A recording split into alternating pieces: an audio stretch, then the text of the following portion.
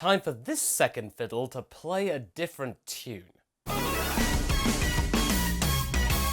That's right everyone, Dragon Ball Super episode 126 just rolled along and hubris is strong in this one. Surpass even a god, Vegeta's life-risking blow. And this time, Vegeta wasn't the one that let his opponent transform to full power. Thank you everyone for all of your submissions to the hashtag #JusticeButton fanart challenge that I gave to you over at the TFS studio last week.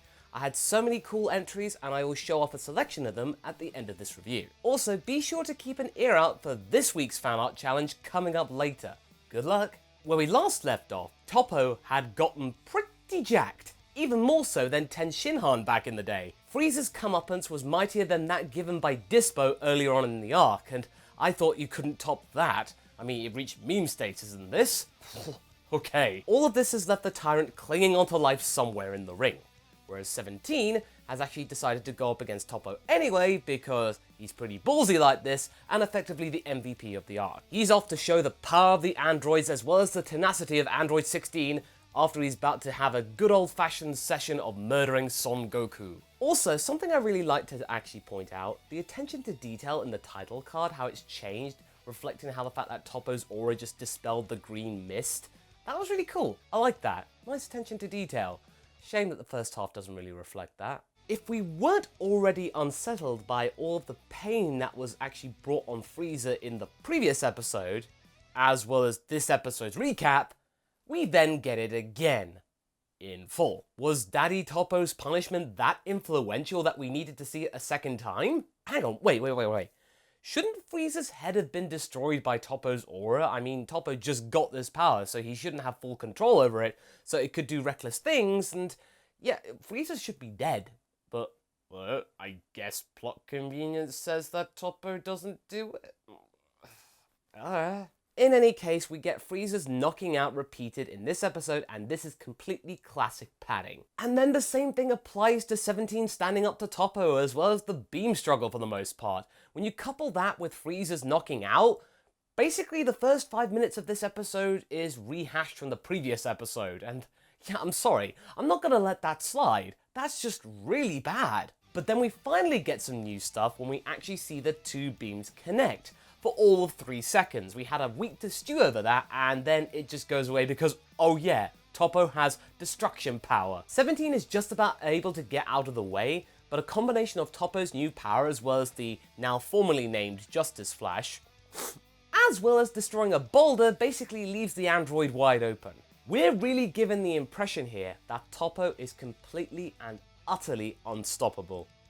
Expect him to be stoppable. I mean, who does he think he is, Jiren? For some reason, Toppo seems a little slower than he was against Frieza because, you know, when he got the power, and with Frieza, it was immediately clear there was a power change.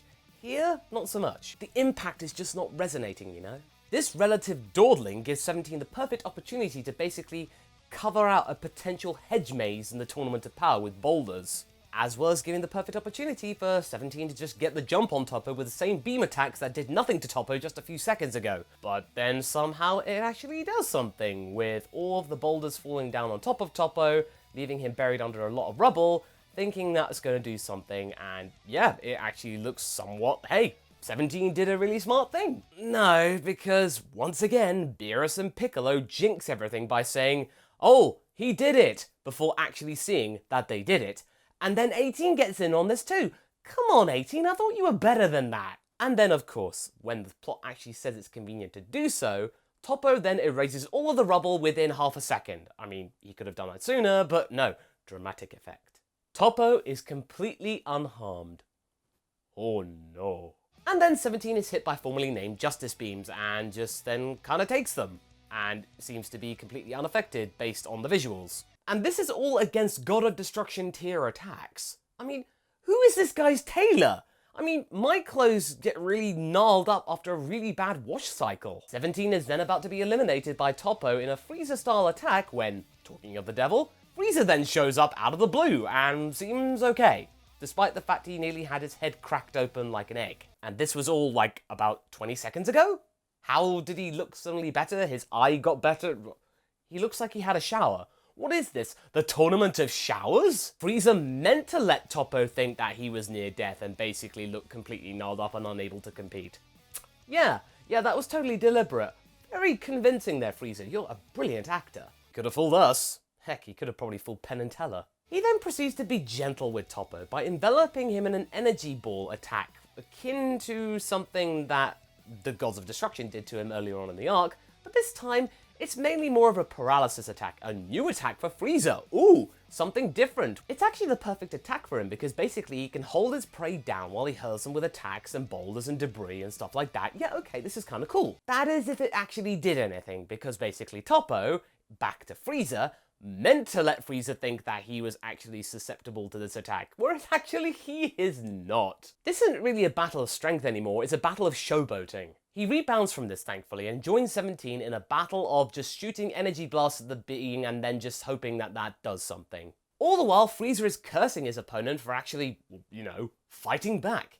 Oh, he hates them when they do that. Toppo then asserts his dominance once again by about to throw both of them out of the ring when, suddenly, he is actually thrown off guard by the shockwaves of the fight going on between Goku, Vegeta, and Jiren.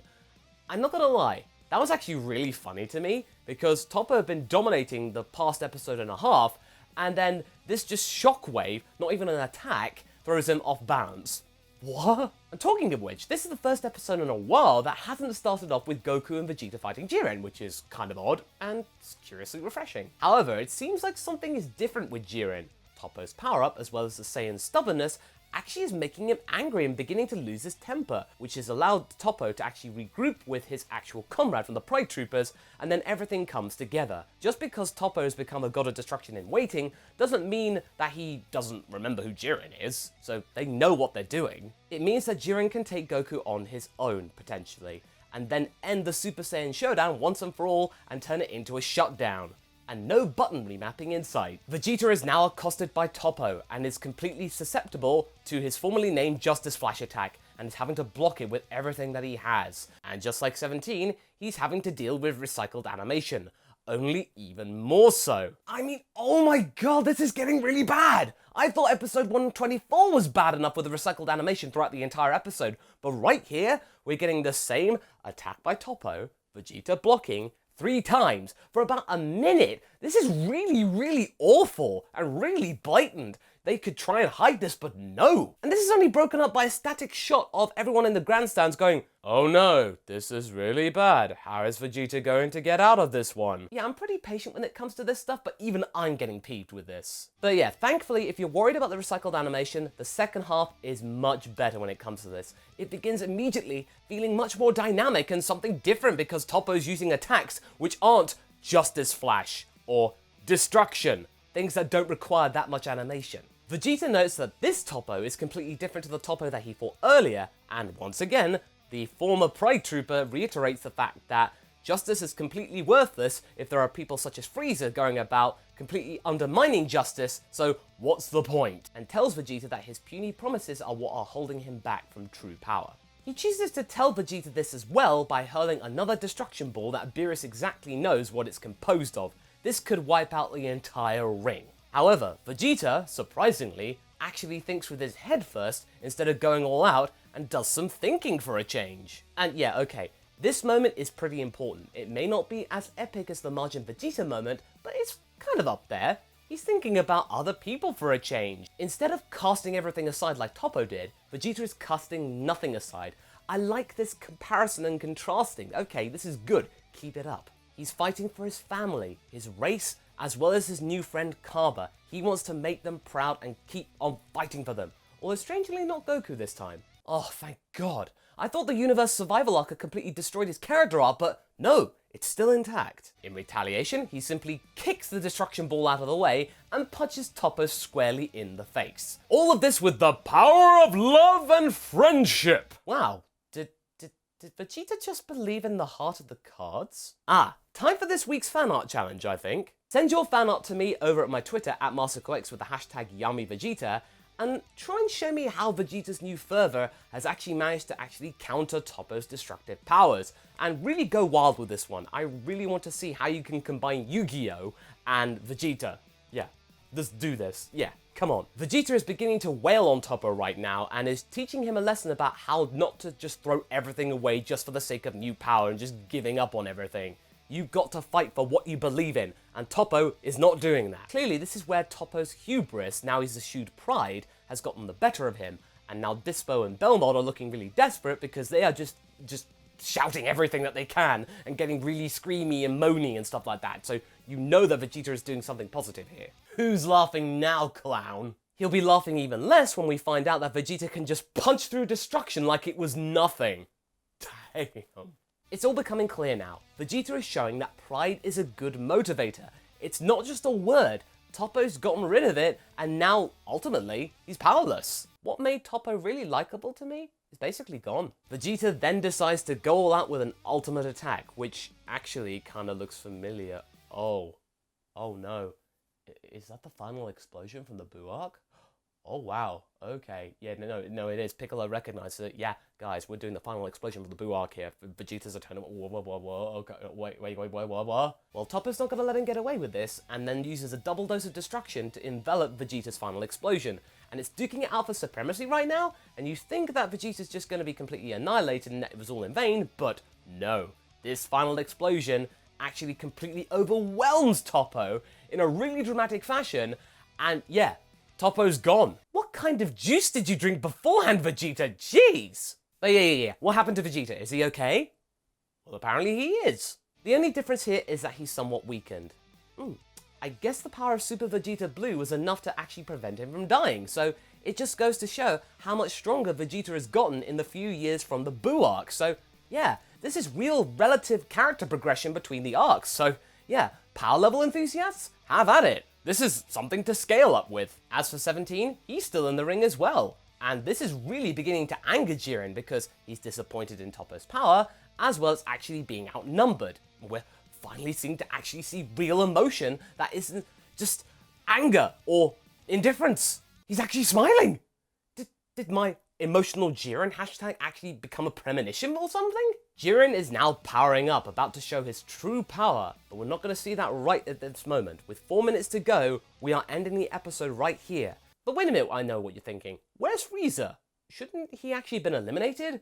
Would we have seen it in the grandstands? Well, we would have known about it because it would have been that important for the story. So he's out there somewhere, so expect him to cause some more mischief. All in all, this episode was a really mixed bag. The first half was really riddled with recycled animation, and it was really noticeable, and I hated it so much. But then we got the second half of the episode, which was far more superior, and I really loved it. It basically turned this episode into a bit of a...